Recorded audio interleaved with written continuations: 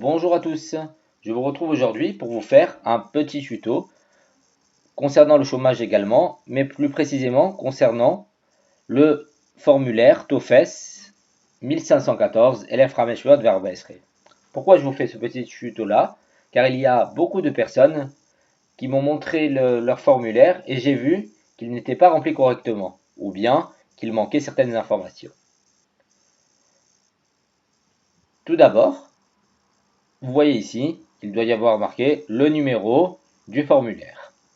C'est ce formulaire-là que vous devez envoyer au Bitou Leumi avec votre dossier d'inscription. Ensuite, il y a le Shem Mishpacha, le nom de la personne. Là, ici, le nom de la personne, c'est Super. Et le Shem Prati, le prénom. Ici, son prénom, c'est Man, Superman. Et nous avons ici le numéro de Teudat Zehut. Deuxième page. Quelles informations sont importantes? Tout d'abord, dans le cadre 1, il y a les informations ici concernant l'employeur, le Maasik. Il y a le Shem Maasik, le nom de l'employeur, qui est dans ce cas-là Alibaba. Ensuite, nous avons le Mispar Tik Nikuim. Qu'est-ce que c'est le Mispar Tik Nikuim? C'est le numéro d'identifiant auprès du Bitou Leumi et il va d'ailleurs vous être demandé lors de votre inscription au chômage. Ils vont vous demander le Mispar Tik Nikuim, donc il faudra reprendre ce numéro-là et le remplir. C'est le numéro d'identification de l'entreprise auprès du Bitou Leumi. Ensuite, dans ce cadre-là, il y a Ktovet, l'adresse, différentes informations donc à remplir par l'employeur, adresse, numéro de téléphone, adresse email.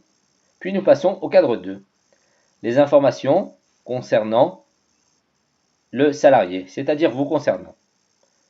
Tout d'abord, Shem Mishpacha, on reprend donc le Shem Mishpacha, Shem Prati, le prénom, le numéro de Teudat Zehut, le vôtre, et ensuite les dates à laquelle vous avez été employé là-bas.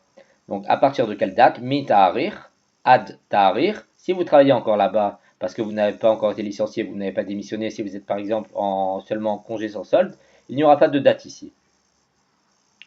Et ensuite, dans ce cadre-là, c'est un cadre très important, il doit être précisé quelque chose, ce qu'on appelle la Siba, c'est-à-dire la raison pour laquelle vous avez soit arrêté de travailler là-bas, ou bien la raison pour laquelle votre contrat est suspendu en ce moment.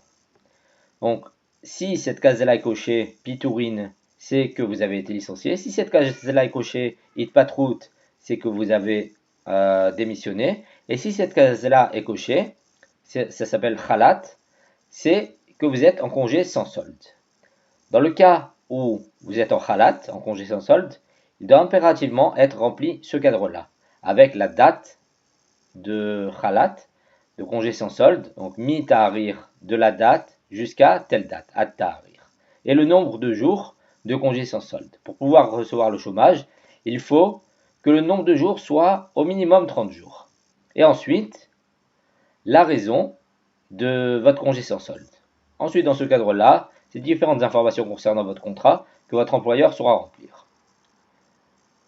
Dans le cadre numéro 3, il y a ensuite, très important aussi également, car parfois il manque une information, la date à remplir, le nom de la personne et son statut au sein de l'entreprise, et ensuite la signature avec également le tampon de l'entreprise, le cachet de l'entreprise, qui est très important, sinon ça sera rejeté par le Bitou Leumi.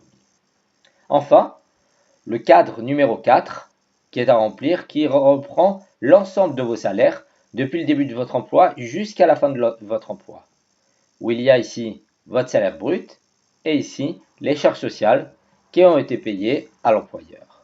Voilà, j'espère que ce petit tuto vous aura aidé. Vraiment, avant d'envoyer le document au Bitou Leumi, vérifiez bien que toutes les informations sont fournies et que le document est bien signé par l'employeur. Bonne chance à tous!